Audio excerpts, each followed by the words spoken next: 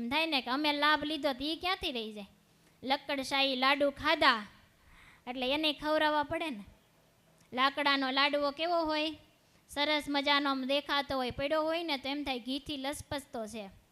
જે ખાય ને એ પસ્તાય, ન ખાય એ પસ્તાય. સંસાર એવો લક્કડશાહી લાડુ છે, પણ તેમ છતાં પણ બધાને ખાવાનું મન થઈ જાય. કે એક વખત મહારાજ ગઢપુરથી ધોલેરાથી વડતાલ જતા હતા. ધોલેરા પોગ્યા એટલે રાત થઈ એટલે મહારાજને એમ થયું અંધારું થયું કે લાવો ને થોડીક વાર રાત અહીંયા વિશ્રામ કરી લઈએ ને પછી સવારે વહેલા નીકળશું. એટલે મહારાજ બાલ પ્રદેશની અંદર મહારાજે રાત્રિ રોકાણ કર્યું. ભગવાન તો કાંઈ એકલા હોય નહીં, હારે કાઠી દરબારો બધાય સાથે હોય, સુરા બાપુ ને અલૈયા ખાચર બધાય ભક્તો હારે હતા. મહારાજ તો એક ઉતારે જઈ થોડીક વાર આરામ કરે છે. ત્યારે ભક્તોને એમ થયું કે અહીંયા ભાલ પ્રદેશમાં ગણપતિ બહુ મોટા છે, અહીંયા સુધી આવ્યા તો હાલો ને આપણે દર્શન કરી આવીએ. ત્યારે બધાય ભક્તો દર્શન કરવા માટે ગયા, પણ ગણપતિ બહુ મોટા એટલે એની નાભી બહુ મોટી હોય ને, એટલે બધાને એમ થયું કે લાવો ને નાભી બહુ મોટી છે તો હાથ નાખીએ અંદર. ત્યારે તો પેલું સુરા ખાચર એટલે રમૂજી ભગત એણે શરૂઆત કરી.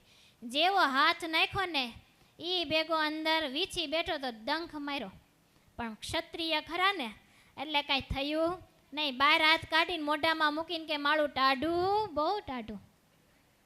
ત્યારે બાજુમાં અલૈયા ખાચર ઊભા હતા, એને એમ થયું કે લાઈને હુંય લાભ લઉં. તે એણે હાથ નાખ્યો તો એને ડંખ દીધો, પણ એને પણ એમ જ કર્યું, મોઢામાં હાથ નાખીને કે ટાઢું, માળું બહુ ટાઢું. એમ કરતાં કરતાં બધાએ હાથ નાખ્યો ને બધા એક જ શબ્દ બોલ્યા કે ટાઢું, માળું ટાઢું. ત્યારે બધાની સાથે એક વાણિયા ભગત હતા, એને એમ થયું કે આ બધાએ હાથ નાખે હું હેનો રહી જાઉં, લાઈ હુંય લાભ લઈ લો. ત્યારે એણે હાથ નાખ્યો ને ત્યાં એને ડંખ માર્યો, પણ થોડાક પોતે ઢીલા. તે રાડે બોલાવી મને વીછી કયડો, વીછી કયડો. એમ કરતાં કરતાં ભગવાન પોઈડા હતા ને ન્યા જઈને કે ભગવાન મને વીછી કયડો, વીછી કયડો. ભગવાન કે પણ ન્યા હું ગયા હતા. ત્યારે કે આ બધાએ હાથ નાખ્યો તે મેં ભેગો ભેગો નાખ્યો. મને એમ થયું કે ના ટાઢું બહુ છે તો હુંય લાભ લઈ લો. એમ તમારા ગ્રહસ્થ આશ્રમમાં એવું હોય કે તમે લાભ લીધો તે તમને જોઈને બીજાને એમ થાય કે એ બહુ સુખી, હાલો અમે લાડવો ખાવા જઈએ. પણ ત્યાં કાંઈ સુખ છે નહીં. સુખ ક્યાં છે?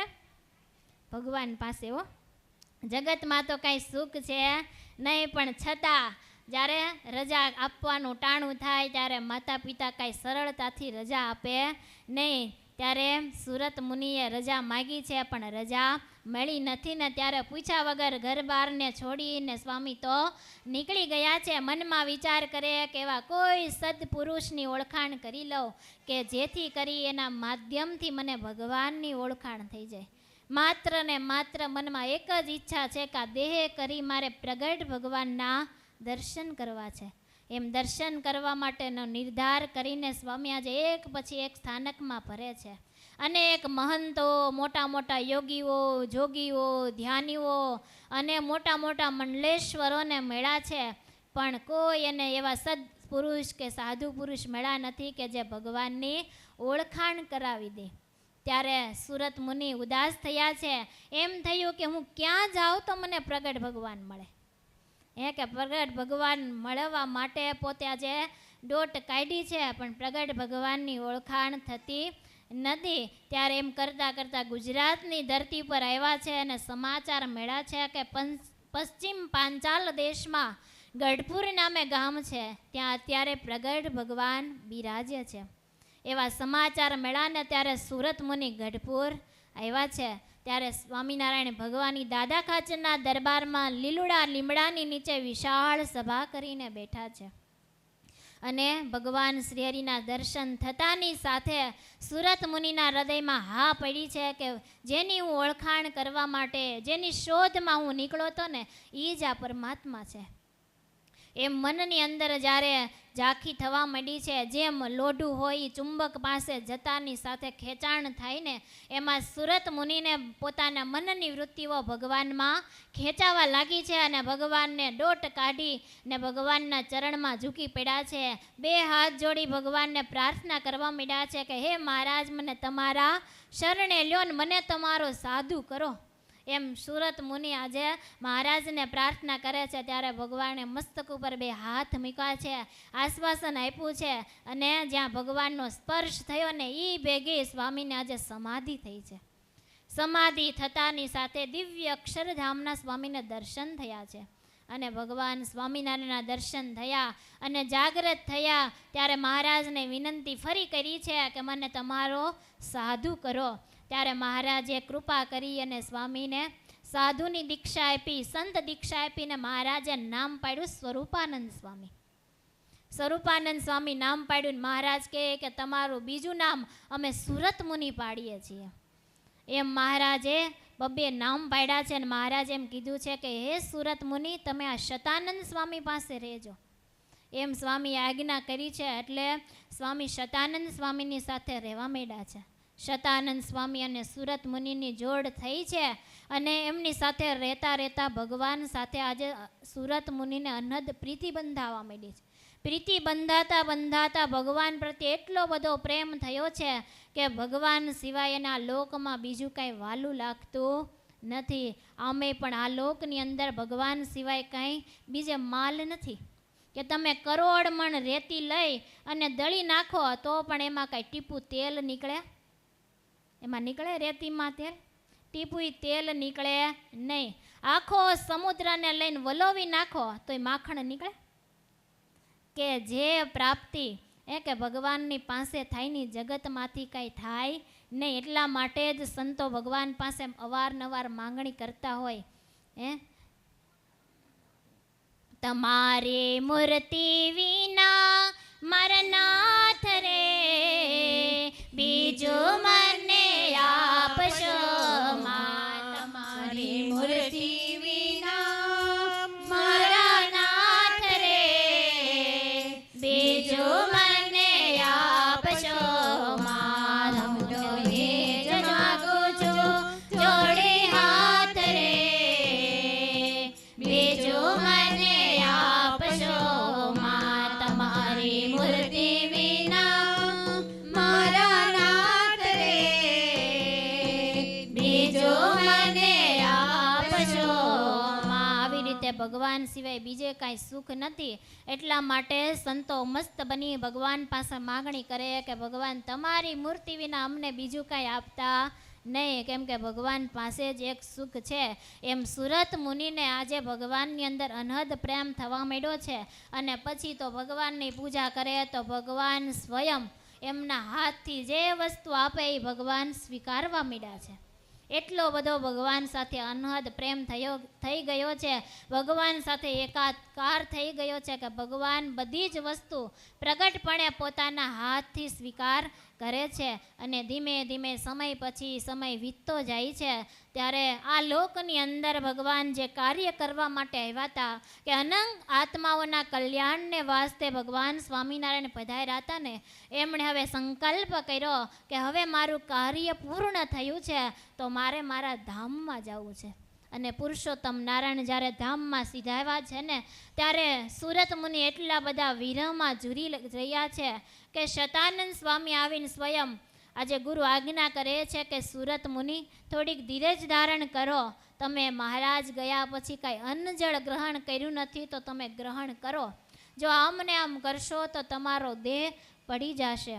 ત્યારે સુરત મુનિ એમ કહે છે કે હે ગુરુદેવ, આજે હું લાચાર છું કે મને એટલો બધો ભગવાનનો વિરહ થયો ને તે આજે મારું ગળું ભીડાઈ ગયું છે. આ ગળા નીચે હવે અન્ન કે પાણી ઉતરતું નથી. ગુરુદેવ તમારી આજ્ઞા છે પણ હું આજે લાચાર છું કે તમારી આજ્ઞાનું પાલન કરી શકતો નથી. એમ બે હાથ જોડી સુરત મુનિ શતાનંદ સ્વામી પોતાના ગુરુને પ્રાર્થના કરે છે. ત્યારે શતાનંદ સ્વામીને એમ થયું કે આમ ને આમ જો વિરહમાં ઝીરા કરશે ને તો આ સુરત મુનિ આ દેહનો ત્યાગ કરી દેશે. એટલે સુરત મુનિને શતાનંદ સ્વામીએ પોતે લખેલો જે સત્સંગી જીવન ગ્રંથ છે ને એ સંભળાવવાની શરૂઆત કરી છે. શતાનંદ સ્વામી જ્યારે સત્સંગી જીવન સંભળાવવાની શરૂઆત કરી ત્યારે એમની ધારણા સાચી સાબિત થઈ છે કે ધીમે ધીમે વળતા પાણી થયા છે કે જેમ માછલું હોય એ પાણી વગર તરફડતું હોય ને એની ઉપર જો 2 બૂંદ પાણીના પડે ને ત્યાં એના જીવનની અંદર નવું જીવન આવી જતું હોય, એમ આજે સુરત મુનિના જીવનની અંદર પણ આનંદ થવા લાગ્યો છે. ધીમે ધીમે જે વિરહનો તાપ હતો એ સમાવા મળ્યો છે અને પોતે ગુરુદેવના ચરણોમાં મસ્તક ઝુકાવે છે અને કહે છે કે ગુરુદેવ આજે તમે મને બહુ સુખીઓ કરી દીધો. કે મહારાજ ધામમાં ગયા પછી મને એટલો બધો વિરહ થતો હતો કે આ લોકમાં મને રહેવાનું ગમતું નહોતું, પણ આજે તમારી કથાના શ્રવણથી મને ભગવાનના ચરિત્ર સંભળાવ્યા એથી મારું આજે દુઃખ હળવું થયું છે. ત્યારે શતાનંદ સ્વામી એમ કહે છે કે હે સુરત, તને જો અંતરમાં શાંતિ થઈ હોય, તારું દુઃખ ટળ્યું હોય ને તો તારી પાસે હું ગુરુ દક્ષિણા માગું છું. ત્યારે સુરત મુનિ એમ કહે છે કે હે ગુરુદેવ, તમે આજે જે ગુરુ દક્ષિણા માગો ને એ આપવા માટે હું તૈયાર છું. ત્યારે શતાનંદ સ્વામીએ ગુરુ દક્ષિણામાં માગ્યું છે કે જે મેં તને સત્સંગી જીવન નામનો ગ્રંથ સંભળાવ્યો ને એ તમે ગઢપુરનો ત્યાગ કરી અનેક તીર્થોમાં ફરો અને જે કોઈ મુમુક્ષ જીવાત્મા તમારી પાસે આવે ને એને આ ગ્રંથ તમે સંભળાવજો કે જેથી કરી અને ભગવાનની ઓળખાણ થાય. એવા ભૂખ્યા તરસ્યા કોઈ મુમુક્ષ જીવાત્મા આવે એને તમે પાસે બેસાડી અને મેં તમને જે ગ્રંથ સંભળાવ્યો એ કથા તમે તેમને સંભળાવજો. આમ ગુરુની આજ્ઞા થતાં શતાનંદ સ્વામી એવા ગુરુની આજ્ઞા થતાં સુરત મુનિ શતાનંદ મુનિના ચરણોમાં વંદન કરી અને ગઢપુરનો ત્યાગ કર્યો છે. ગઢપુરનો ત્યાગ કરી અનેક તીર્થમાં સ્થાનકમાં ફરતા ફરતા 4 ધામ માયલું એક ધામ એટલે જગન્નાથપુરી. જગન્નાથપુરીની અંદર સુરત મુનિ પધાર્યા છે અને જગન્નાથપુરીની અંદર જગન્નાથજી ભગવાનના દર્શન કરે. આખો દિવસ ભગવાનના દર્શન કરી અને ચક્ર તીર્થમાં જઈ અને ધ્યાન કરે છે. રોજ આવી રીતનો ક્રમ છે. કોઈ અંતરમાં એવી ઈચ્છા છે કે ગુરુની આજ્ઞા છે કોઈ મુમુક્ષ જીવાત્મા આવે તો એના ભગવાનના દિવ્ય ચરિત્ર સંભળાવવું.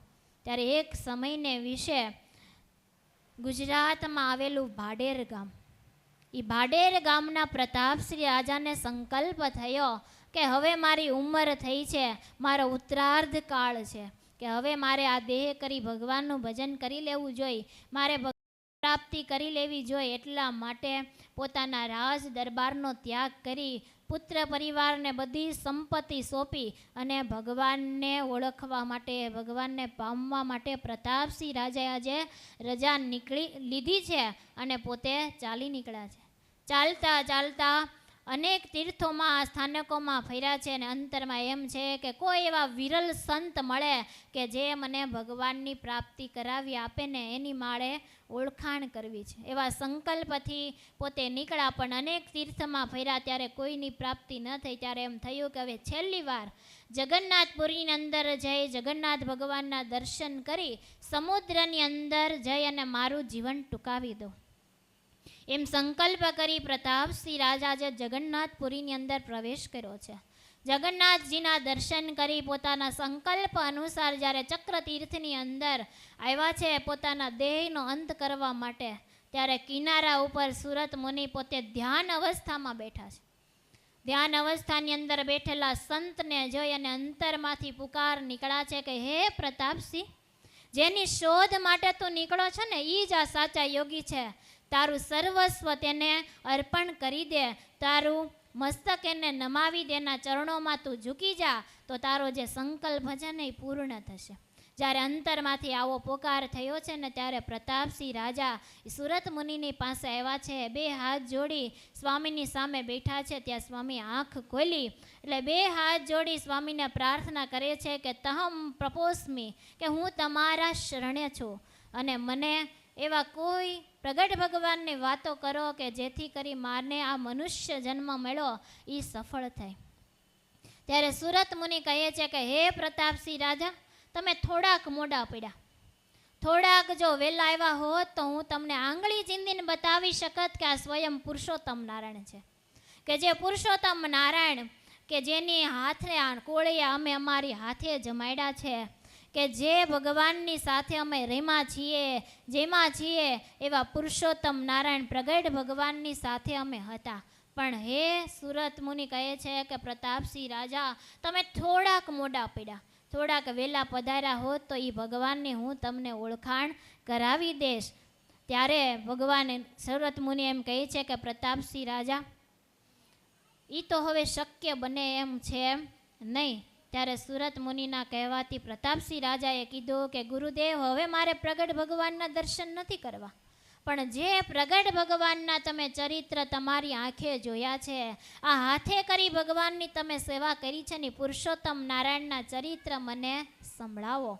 ત્યારે શતાનંદ સુરત મુનિ આજે પ્રતાપસિંહ રાજાને ભગવાનના દિવ્ય ચરિત્રો સંભળાવવા મળ્યા છે. અને એ સંભળાવતા પોતે જે ચરિત્ર ભગવાનના જાણ્યા છે ને એ બતાવે છે. પણ એમ કહે છે કે પ્રતાપસિંહ કે ભગવાનને મેળવવાની બહુ કઠિન વાત છે, કે ભગવાન કાંઈ સરળતાથી મળી શકતા નથી. ભગવાનનું મિલન થવું ને એ બહુ સંભવિત નથી. કેટલી આપણે દાખલો કરીએ, કેટલો પ્રયાસ કરીએ ને ત્યારે ભગવાનની ઝાંખી થતી હોય છે, કે ભગવાનનું મિલન થવું એ તો બહુ અઘરું છે. પણ જો સાચા મુમુક્ષ હોય, એની તૈયારી હોય ને તો ભગવાન અવશ્ય એને મળતા હોય છે.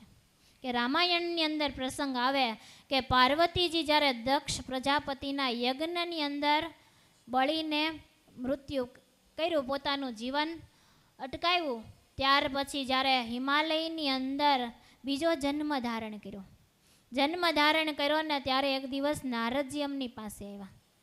ત્યારે એમ કહે છે કે તમારે જો શંકરની પ્રાપ્તિ કરવી હોય ને તો તમારે કઠિન સાધના કરવી પડશે, તો તમને એક દિવસ જરૂર શંકરની પ્રાપ્તિ થશે. એમ જ્યારે નારદજીએ કીધું ને ત્યારે પાર્વતીજીએ મનમાં ઠેરાવ કર્યો કે ગમે એટલી કઠિન સાધના કરવી પડે ને તો એ કરવા માટે હું તૈયાર છું, પણ આ દેહ કરી અને મારે શંકરને પામવું છે. એમ નિર્ધાર કરીને પાર્વતીજી પોતે ધરતીની અંદર એક ઊંડો ખાડો ગાળ્યો અને એની અંદર આખો દેહ જવા દીધો ને ખાલી મુખ બહાર રાખી અને તપશ્ચર્યા કરે છે. શા માટે? તો કે શંકર ભગવાનની પ્રાપ્તિ કરવા માટે. ત્યારે સપ્તર્ષિ ઋષિઓને એમ થયું કે હાલો આપણે પાર્વતીજીની પરીક્ષા કરવા માટે જઈએ. આવીને સપ્તર્ષિ ઋષિ એમ કહે છે કે પાર્વતીજી આટલી બધી કઠિન તપશ્ચર્યા શા માટે આદરી છે? તો કે મારે આ દેહ કરી ભગવાનને પ્રાપ્તિ કરવી છે ને એટલા માટે મેં આ કઠિન આરાધના આદરી છે. ત્યારે સપ્તર્ષિ ઋષિઓ એમ કહે છે કે તમને ખબર નથી કે જે દિવસથી તમે યજ્ઞમાં તમારું જીવન ટૂંકાવ્યું ને ત્યારથી શંકર ભગવાન પાગલની જેમ વર્તે છે અને પોતે એટલી પાગલ થયા છે ને પોતે ભૂતાવળને હારે લઈને ફરે છે. એવું બધું કહેવા માંડ્યા ને કહે છે કે તમે કહેતા હોય ને તો અમે તમારા વિવાહ બ્રહ્માજી સાથે કરાવી દઈએ, તમે કહેતા હોય તો તમારા વિવાહ વિષ્ણુની સાથે કરાવી દઈએ, તમારે આ જન્મની અંદર તો તમને એની શંકરની પ્રાપ્તિ થશે નહીં. ત્યારે પાર્વતીજી એમ કીધું કે તમે મને એક જન્મની વાત કરો છો?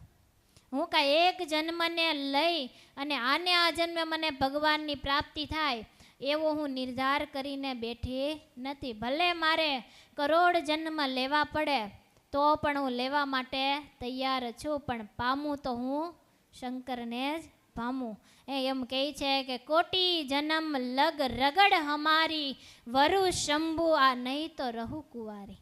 કે વરુ તો શંભુને જ વરુ, નહીતર કુંવારી મરી જાઓ એટલી મારે સાધના કરવાની તૈયારી છે, કે હું કોટી જન્મ લગી સાધના કરવા માટે તૈયાર છું. એટલી બધી તૈયારી લઈને બેઠા છે ને એ વાત જ્યારે સપ્તર્ષિ ઋષિઓએ સાંભળીને ત્યારે એમના મોઢામાંથી શબ્દ નીકળ્યા ને પાર્વતીજીને આશીર્વાદ દીધા કે જાઓ તમને આને આ જન્મે વેલા શંકરની પ્રાપ્તિ થશે.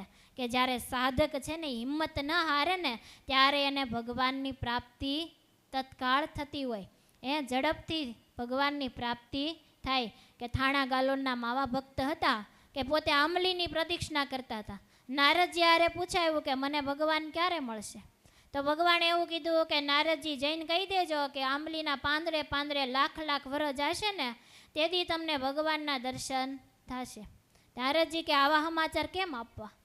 એટલે થોડાક આગા હાલ્યા, પણ માવા ભગત જોઈ ગયા કે નારદજી સમાચાર તો દેતા જાઓ કે ભગવાન મને કેદી દર્શન દેવા આવશે.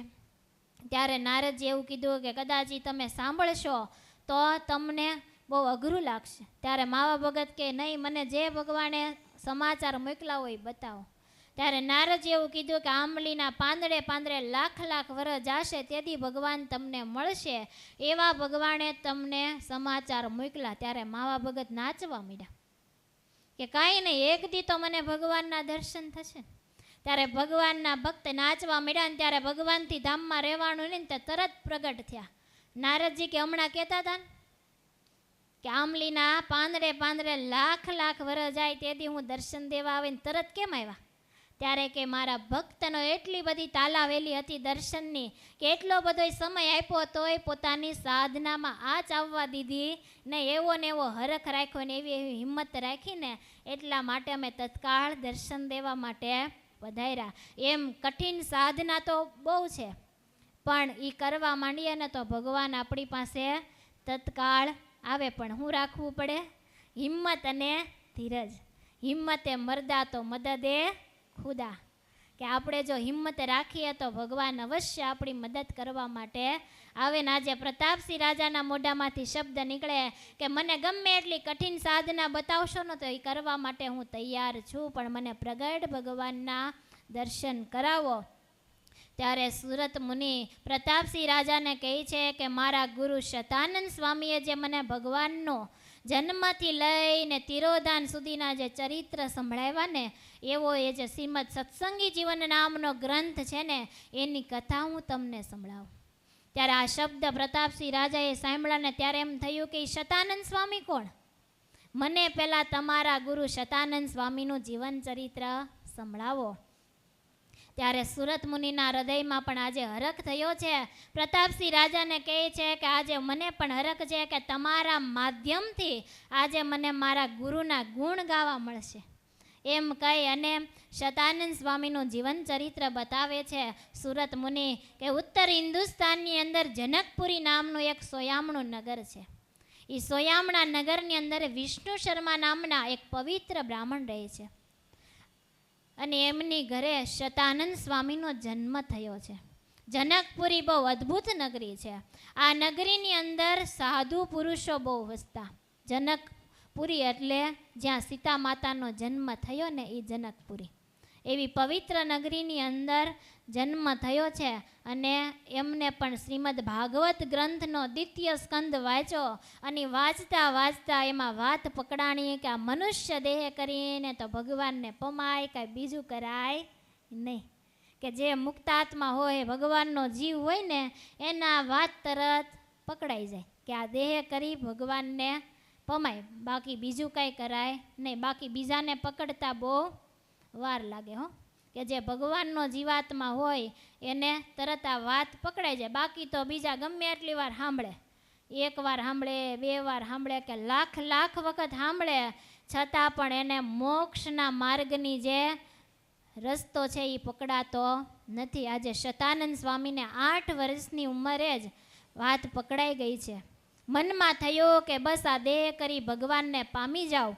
ઘરેથી રજા માગી પણ કાંઈ રજા મળી નહીં. આ ખરખરો તો હળંગ આયલો આવે છો. આ વખતથી છે એવું નથી, પહેલેથી આયલો આવે છે કે જ્યારે ભગવાનના ભક્ત ભગવાન ભજવા માટે રજા માગે ને ત્યારે કોઈ રજા આપે નહીં. આજે શતાનંદ સ્વામીએ પણ રજા માગી તો એમને પણ રજા મળી નથી. કે શ્રીમદ ભાગવતની અંદર પણ આવે કે સતયુગની અંદર પ્રિયવ્રત રાજાએ જ્યારે નારદજીનો યોગ થયો અને વૈરાગની વાત સાંભળીને જ્યારે વૈરાગ પ્રાપ્ત થયો ને ત્યારે તપ કરવા માટે હિમાલયમાં જતા રહ્યા. હિમાલયમાં ગયા ને ત્યારે તપ કરતા હતા ત્યારે બ્રહ્માજી આવ્યા. બ્રહ્માજી એટલું બધું સમજાવ્યા ને તે વળી સંસાર એમાં નાખીને પ્રિયવ્રત રાજાને પાછા ઘરે લઈ આવ્યા. એમ આ સંસાર એવો છે કે ભગવાન ભજવા માટે જઈએ તો કાંઈ ભગવાન ભજવા દે નહીં અને સંસાર કાંઈ બધાથી છૂટે નહીં આ સંસારમાં એટલા બધા આસક્ત થઈ કે ક્યારે કાળ કોળીઓ કરી જાય ને એની કોઈને ખબર રહેતી નથી. કોણ જાણી શકે કાળને રે, સવાર કાલ કેવું થાશે. કોણ જાણી શકે કાળને રે, સવાર કાલ કેવું થાશે. તારા મોટા મોટા બંગલા રે, મોટર ને ગાડી વાળી. તારા મોટા મોટા બંગલા રે, મોટર ને ગાડી વાળી. બધી માયા મૂડી, બધી માયા મૂડી મેલી રે, ખાલી હાથે જાવું પડશે. બધી માયા મૂડી મેલીને ખાલી હાથે જાવું પડશે. કોણ જાણી શકે કાળને રે, સવાર કાલ કેવું થાશે. કોણ જાણી શકે કાળને રે, સવાર કાલ કેવો થાશે. તારો દેહ રૂપાળો રે, નહીં રાખે ઘરમાં ઘડી. તારો દેહ રૂપાળો રે, નહીં રાખે ઘરમાં ઘડી. તારા સગાને સંબંધી રે, થોડા દીમાં ભૂલી જાશે. તારા સગાને સંબંધી રે, થોડા દિનમાં ભૂલી જાશે. કોણ જાણી શકે કાળને રે, સવાર કાલ કેવું થાશે. કોણ જાણી શકે કાળને રે, સવાર કાલ કેવો થાશે. તારી સાચી ખોટી વાણી રે, રહી જાશે જગમાયા હે. તારી સાચી ખોટી વાળી રે, રહી જાશે જગમાયણી. તારો પંખીડાનો માળો રે, પાલકમાં વિખાઈ જશે. તારો પંખીડાનો માળો રે, પાલકમાં વિખાઈ જશે. કોણ જાણી શકે કાળને રે, સવાર કાલ કેવું થાશે. કોણ જાણી શકે કાળને રે, સવાર કાલ કેવો થાશે. કે કાળ ક્યારે કોળિયો કરી જાય કોઈને ખબર નથી, કે ક્યારે કાલ સવારમાં શું થયું કાંઈ ખબર છે? એમ આપણને આ દેહનો ક્યારે અંત આવી જાય એની કાંઈ ખબર નથી. માટે આ મનુષ્ય દેહ દુર્લભ મળ્યો છે તો આ દેહ કરીને ભગવાનનું ભજન કરી લેવું. સુરત મુનિ કહે કે પ્રતાપસિંહ રાજા 8 વર્ષની ઉંમરે ગુરુદેવને વાત પકડાઈ ગઈ છે કે આ દેહ કરી ભગવાન ભજાય, બીજું કાંઈ કરાય નહીં. અને ઘરે રજા માગી પણ મળી નથી. ત્યારે યાત્રામાં સંઘની સાથે એમ કીધું કે મારે બદ્રીનારાયણની યાત્રા કરવા માટે જવું છે. તો સંઘની સાથે ચાલી નીકળ્યા છે અને 4-5 દિવસે ચાલતા ચાલતા એ બદ્રીનારાયણ પહોંચ્યા છે. બદ્રીનારાયણની અંદર શતાનંદ સ્વામીએ દર્શન કર્યા છે અને પછી તો સંઘ પાછો દર્શન કરી અને પાછો વળ્યો ને ત્યારે કહે છે કે હાલો શતાનંદ ઘરે. ત્યારે શતાનંદ સ્વામી એમ કહે છે કે આ કદમ ઉઠાવ્યા છે તો પીછેહટ કરવા માટે ઉઠાવ્યા નથી, કે આ દેહ કરીને મારે પ્રગટ ભગવાનને મળવું છે પણ હવે મારે ઘરે આવવું નથી. એમ શતાનંદ સ્વામીએ બધાય સંઘના માણસોને કીધું. ત્યારે સંઘ પાછો વળ્યો છે અને બદ્રીનારાયણની અંદર આજે શતાનંદ સ્વામી રોકાણા છે. રોજ નરનારાયણ દેવના દર્શન કરે છે, ત્યાં આરાધના કરે છે. 2-5 દિવસે એક વખત કોઠા બોરા ખાય અને ભગવાનની સાધના કરે. જ્યારે ભગવાનની સાધના કરતાં કરતાં 5 મહિના પૂર્ણ થયા છે ને ત્યારે કારતક સુધી એકાદશીના દિવસે ભગવાન પ્રગટ થયા છે. નારાયણ ભગવાને દર્શન દીધા. ત્યારે નારાયણ ભગવાનના દર્શન થતાની સાથે શતાનંદ સ્વામીએ એમના ચરણોમાં મસ્તક ઝુકાવ્યું છે. મસ્તક ઝુકાવ્યું એટલે નારાયણ ભગવાને 2 હાથે કરી શતાનંદ સ્વામીને ઉચકી લીધા અને ભેટી પડ્યા છે અને કહે છે કે માગો શતાનંદ માગો. ત્યારે શતાનંદ સ્વામી કહે કે ભગવાન તમારી પ્રાપ્તિ થઈ ગઈ, તમે મળ્યા, હવે મારે શું જોઈએ. ત્યારે ભગવાને અતિ આગ્રહ કર્યો છે કે નહીં, કંઈક માગો. ત્યારે શતાનંદ સ્વામી કહે છે કે મને અખંડ તમારી સ્મૃતિ રહે અને મારા હૈયામાં એવી ઈચ્છા છે કે મારે તમારા જીવન ચરિત્ર રૂપી ગ્રંથની રચના કરવી છે, તો મારો સંકલ્પ પૂર્ણ કરો. ત્યારે નારાયણ ભગવાન એવું કીધું છે કે શતાનંદ મુનિ, તમારો એ સંકલ્પ આજે અહીંયા પૂરો થશે નહીં, પણ અમે ગુજરાતની ધરતી પર પશ્ચિમ પાંચાલ દેશમાં જે ગઢપુર નામનું ગામ છે ત્યાં અમે પ્રગટ બિરાજશું, ત્યાં તમારો સંકલ્પ અમે પૂર્ણ કરશું. આટલું કહી અને ભગવાન અદૃશ્ય થયા છે. બીજા દિવસે બારસના પારણા કરી અને ત્યાંથી ચાલતા થયા છે. ચાલતા ચાલતા 2 મહિને અમદાવાદ પહોંચ્યા છે. અમદાવાદ જ્યારે પહોંચ્યા ત્યારે શતાનંદ સ્વામીએ વાત સાંભળી છે કે સ્વામિનારાયણ ભગવાન છે એ અત્યારે ડભાણની અંદર યજ્ઞ કરે છે. અને એ વાત સાંભળી ત્યારે એમ થયું કે લાવને કદાચ એ જ પ્રગટ ભગવાન હોય તો મને શું ખબર. એના દર્શન કરી આવ્યું અને શતાનંદ સ્વામી આજે ડભાણની અંદર આવ્યા છે. અને ડભાણની અંદર મહારાજના દર્શન કરતા વેત અંતર નાચવા માંડ્યું છે અને એમ થવા માંડ્યું છે કે આ જ પ્રગટ ભગવાન છે અને ભગવાનને શરણે થયા છે. ભગવાનના ચરણોમાં મસ્તક ઝુકાવ્યું છે. ભગવાને સમાધિમાં દિવ્ય અક્ષરધામના દર્શન કરાવ્યા. પોતાના દર્શન થયા. અનેક મુક્તોએ વિટળાઈને ભગવાન બેઠા ને એવા દર્શન થયા. અને જાગ્રત થતાની સાથે શતાનંદ સ્વામીએ કીધું છે, મહારાજ મને તમારી દીક્ષા આપો, સાધુ કરો, તમારા શરણે રાખો અને મારો જે ગ્રંથ લખવાનો સંકલ્પ છે એ પૂર્ણ કરો. ત્યારે મહારાજે એમને સાધુની દીક્ષા આપી. શતાનંદ સ્વામી નામ પાડ્યું અને એમ કીધું કે તમારો સંકલ્પ અત્યારે પૂર્ણ થશે નહીં.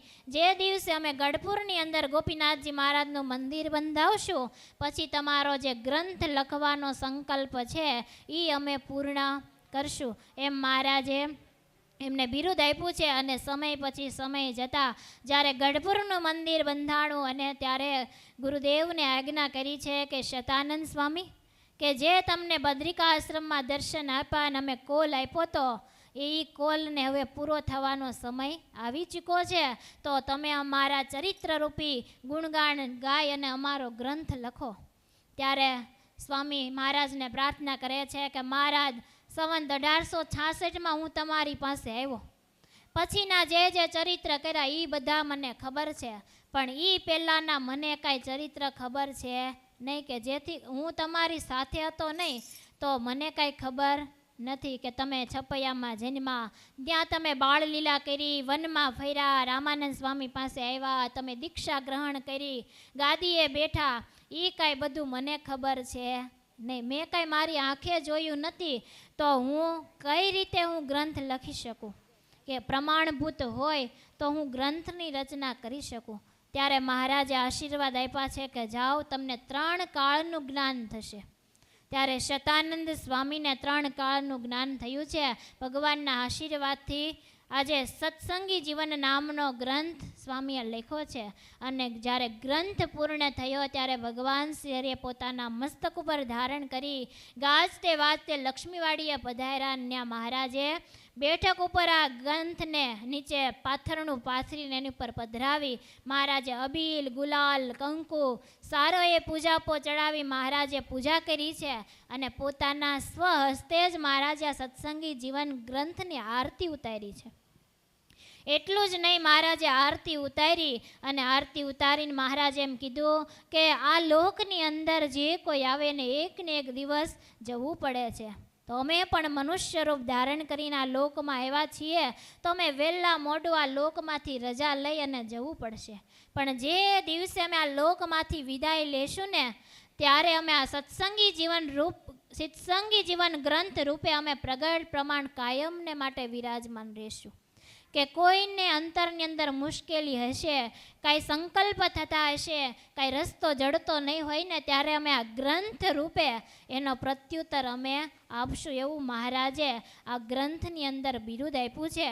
અને પ્રતાપસિંહ રાજા, સુરત મુનિ પ્રતાપસિંહ રાજાને કહે છે કે જ્યારે શ્રી હરિ આ લોકમાંથી વિદાય લીધી અને હું જ્યારે વિરહમાં વ્યાકુળ હતો ને ત્યારે મને ગુરુ શતાનંદ સ્વામી આ ગ્રંથની કથા સંભળાવી હતી. એ ગ્રંથની કથા હવે હું તને સંભળાવું છું કે તારા પૂછવાથી મેં મારા ગુરુનું જીવન ચરિત્ર તને સંભળાવ્યું. એમ કહી અને સુરત મુનિ હવે ભગવાનના આગળ દિવ્ય લીલા ચરિત્રો સંભળાવે છે કે ભારત વર્ષની અંદર એક હિમાલય નામનો સરસ મજાનો પર્વત આવેલો છે કે જેમાં હજારો સિદ્ધોને યોગીઓના બેસણા થયેલા છે. હિમાલયની અંદર ગંગાજી સપ્ત ધારામાં વહે છે. કોઈ જગ્યાએ પર્વત સુવર્ણ વર્ણનો દેખાય છે, કોઈ જગ્યાએ શ્વેત વર્ણનો જણાય છે, કોઈ જગ્યાએ લીલા વર્ણનો જણાય છે, અને પર્વતની અંદર અનેક બોરડીના વૃક્ષ આવેલા છે. અને એમાં એક વિશાળા નામની વિશાળ બોરડી છે. એ જગ્યાએ ભગવાન નરનારાયણ દેવનું નિવાસ સ્થાન છે. હજારો મહર્ષિઓ નરનારાયણ દેવનું ભજન કરે છે. આવો અદ્ભુત બદ્રિકા આશ્રમ છે.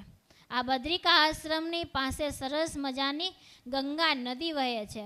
એવી પવિત્ર નદી બાજુમાં ખળખળ વહે છે અને સ્વર્ગના દેવતાઓ પણ તેમાં સ્નાન કરવા માટે આવે છે. આવી રીતે બદ્રિકા આશ્રમનું વર્ણન કરે છે કે એ નદીની પાસે નરનારાયણ દેવ ભગવાનનો સરસ મજાનો આશ્રમ છે. આશ્રમની અંદર રહી અને ભગવાન તપ કરે છે. ભગવાનના દર્શન કરવા માટે એક દિવસ ઋષિમુનિઓને એમ થયું કે આવું પવિત્ર સ્થાન છે તો અમે ભગવાનના દર્શન કરવા માટે જઈએ. ત્યારે કેટલાક બદ્રિકા આશ્રમ એટલે તપોભૂમિ કહેવાય. ત્યાં અનેક મહર્ષિઓ મુનિઓ ત્યાં તપ કરે. કેવી રીતે તપ કરે તો ત્યાં એક મોટી વિશાળ બોરડી છે. એમાં મોટા મોટા કોઠા બોર આવે. એ કોઠા બોરા ખાય, કેટલાક 15 દિવસે ખાય, કેટલાક મહિને એક વખત ખાય, કોક તો ખાલી પાણી પીને રહે, કોઈ વાયુ ભક્ષણ કરીને રહે. એવી રીતે બધાય ભગવાનની ત્યાં તપશ્ચર્યા કરે છે. એવો પવિત્ર એ સ્થાનક છે. ત્યાં મુનિઓ નરનારાયણ ભગવાનના દર્શન કરવા માટે આવ્યા. જ્યારે નરનારાયણ દેવના દર્શન કરવા માટે પધાર્યા ને ત્યારે નારાયણ ભગવાન તો પર્ણકુટીની અંદર હતા. નર ભગવાન આશ્રમની બહાર હતા ને જ્યારે મુનિઓને ભાડ્યા છે ને ત્યારે નર ભગવાને દોટ મૂકી છે અને કીધું છે પધારો પધારો સંતો પધારો. એમ કહી અને નર ભગવાને સંતોનું સ્વાગત કર્યું છે કે હે સંતો, તમે તો આ દુનિયામાં રહો છો પણ તમારા વાસ્તે નહીં પણ પરમાર્થે તમે વિચરણ કરો છો કે તમારા દર્શન તો બહુ દુર્લભ છે. આજે મને તમારા દર્શન થયા તો બહુ મારા પુણ્ય ઉદય થયા. એમ જ્યારે નર ભગવાન સંતોના વખાણ કરે છે ને ત્યારે મુનિઓ એમ કહે છે કે નર ભગવાન તમે અમને અમારા બહુ વખાણ કરો માં. અમે તમને બરાબર ઓળખીએ છીએ કે તમે નર રૂપે છો છતાં નારાયણ અને નર બે છો. દિશો છો અલગ પણ છો તમે એક. એમ નર અને નારાયણ ભગવાન બંને એક જ છે કે પુરાણમાં એમની કથા લખાણી કે જ્યારે સહસ્ત્રકુંજી નામના અસુરને મારવો હતો ને ત્યારે ભગવાનને 2 અવતારે થવું પડ્યું હતું. એટલે ભગવાન નર અને નારાયણ રૂપે થયા હતા. એટલે મુનિઓ એમ કહે છે કે તમે અલગ અલગ દિશો છો પણ એક જ છો. એટલે તમે અમારા વખાણ કરો માં. એમ કહી અને નર નારાયણ સાથે જ્યારે વાત કરે છે ત્યારે નારાયણ પ્રભુ પોતે આશ્રમની અંદરથી બહાર આવ્યા છે. જ્યારે નારાયણ ભગવાન બહાર પધાર્યા ને ત્યારે ત્યાંના દર્શન કરવા માટે ત્યાંના પશુઓ પક્ષીઓ બધાય દોડી દોડી અને ભગવાનના દર્શન કરવા માટે આવ્યા છે. અને બદ્રિકા આશ્રમનું જે વાતાવરણ છે ને એ દિવ્ય વાતાવરણ છે કે ત્યાં કોઈને દ્વેષ વૃત્તિ છે નહીં. બધા હળી મળી અને રહે છે. સસલાઓ, હરણો, સિંહો બધા જ એકાબીજાની સાથે હળી મળીને રહે છે કે જેને પોતાની જન્મજાત વેર હોય ને એ પણ ત્યાં કોઈને વેર છે નહીં. બધા હેત અને પ્રેમથી રહે છે. ત્યારે નર ભગવાન જ્યારે બહાર આવ્યા છે આશ્રમમાંથી પર્ણકુટીમાંથી ત્યારે બધાએ દર્શન કરવા માટે દોટ મૂકી છે અને આ બાજુ ભગવાન પધાર્યા ને ત્યારે સંતોને જોઈ અને ભગવાન બહુ રાજી થયા છે ને એમ કહે છે કે ઓહ સંતો, તમારા અમને આજે દર્શન થયા તો અમને બહુ હરખ થયો કે સંતો તમે અમને બહુ વાલા છો. શા માટે તો કે તમે જે કાંઈ કરો છો એ તમારા વાસ્તે નહીં પરંતુ પરમાર્થે કરો છો અને તમે અખંડ મને સંભાળો છો ને એટલા માટે હે મુનિઓ તમે મને બહુ વાલા છો. એમ ભગવાનને સંત બહુ વાલા છે. એટલે ભગવાન સભા કરીને બેઠાને કહે છે કે તમે ક્યાંથી પધાર્યા? ત્યારે સંતો કહે છે કે અમે ભારત દેશમાંથી પધાર્યા. અને ભારત દેશનું નામ જ્યારે ભગવાને સાંભળ્યું ને ત્યારે કહે કે ભારત દેશ તો મારો દેશ છે. એ ભગવાનનો દેશ ભારત દેશ છે. નર નારાયણ ભગવાન બદ્રિકા આશ્રમમાં રહ્યા થકા આ ભારત દેશ માટે તપશ્ચર્યા કરે. ભગવાનને કાંઈ તપ કરવાની જરૂર છે નહીં, પણ કોને વાસ્તે કરે છે? ભારત દેશના લોકોને માટે કરે છે કે ભારત દેશ ભગવાનને બહુ વાલો છે. ભગવાન કે ભારત દેશ મારો, એટલે ત્યાંના ભક્તજનો દુઃખી ન થાય એટલા માટે ભગવાન તપ કરે છે. ઘણાને એમ થાય કે ભગવાનને વાલો દેશ છે તો એ ભારતમાં ગરીબી શું કામ? તો ભગવાન સમૃદ્ધ ન કરી દે? પણ ભગવાન કહે કે જો હું સુખી કરી દઉં ને તો કોઈ ભગવાનનું ભજન કરે નહીં. એટલે ભગવાન આ લોકમાં કહે ને કે આ લોકનું સુખ છે ને એ કેટલું સુખ છે? ખાલી આંખ ખુલ્લી છે ને ત્યાં સુધી સુખ છે. આંખ વિચારશે પછીનું જે સુખ છે ને એ લાંબુ સુખ છે. એટલે ભગવાન એમ કહે છે કે મારા ભારતવાસીઓને હું એટલા માટે ગરીબ રાખું છું કે ગરીબ હોય તો મારું ભજન કરે, તો આ લોકમાં હોય ત્યાં સુધી ભલે ને દુઃખી થાય, પણ જ્યારે પરલોકની એને પ્રાપ્તિ થાય ને ત્યારે લાંબુ કાંઈ દુઃખ રહે નહીં ને. એટલા માટે ભગવાન આપણને દુઃખ આપીને સુખી કરવા માટે કે માં હોય એ બાળકને ગોળ ખાવાની ના પાડે. શું કામ? માને ખબર હોય કે નાનું બાળક છે ગોળ ખાશે તો એને પેટમાં કરમિયા થશે ને એને દુઃખ આપશે. એટલે માં કઠણ થઈને પણ ગોળ ખાવાની ના પાડે. નકર માની મમતા કેવી હોય કે બાળક જે માગે એ આપવા માટે તૈયાર થઈ જાય, પણ ના પાડે. એને ગોળના બદલે શું કરે? કડું કડિયાતું ભાઈ ને, ગળ્યું ખાવું હોય તો એ આપે નહીં, કડવું પાય. માં હું કામ પાય? તો કે એના જીવના હિતને આટે એનો દેહ સુરક્ષિત રહે એટલા માટે માં ગોળના બદલે કડવું ખવડાવે. એમ ભગવાનના આપણે સંતાનો છીએ ને, એટલે ભગવાન આપણને દુઃખ આપીને પણ પાછળ સુખી કરવા માગે છે. એટલા માટે ભગવાને ભારત દેશને થોડોક ગરીબ રાખ્યો. પણ ભારત દેશની એટલી બધી મહાનતા છે કે ભારત દેશમાં નદીઓને માં કહેવામાં આવે છે. ભારત દેશને માતા કહેવામાં આવે છે. એકય દેશને માતાનું ઉપમા આપી? આપણે જય બોલીએ તો શું બોલીએ? ભારત માત કી, હું બોલો? ભારત માતા કી જય, એમ બોલો ને. પછી આપણા ભારત દેશની અંદર નદીઓને માની ઉપમા આપવામાં આવી છે. યમુના, ગંગા મૈયા, નર્મદા મૈયા, તાપી મૈયા. બીજા એકય દેશની અંદર તાપી પેલા નદીઓને માની ઉપમા આપવામાં આવી નથી. આપણા દેશની અંદર દરેક અવતારો થયા. બીજા એકય દેશમાં ક્યાંય ભગવાનનો અવતાર થયો એવું આપણે સાંભળ્યું નથી. મોટા મોટા સંતો મહંતો થયા, બધા ક્યાં થયા? મોટા મોટા ભગવાનના ભક્ત થયા, બધા જ આ દેશની અંદર થયા. માટે એટલા માટે આપણો દેશ મહાન છે.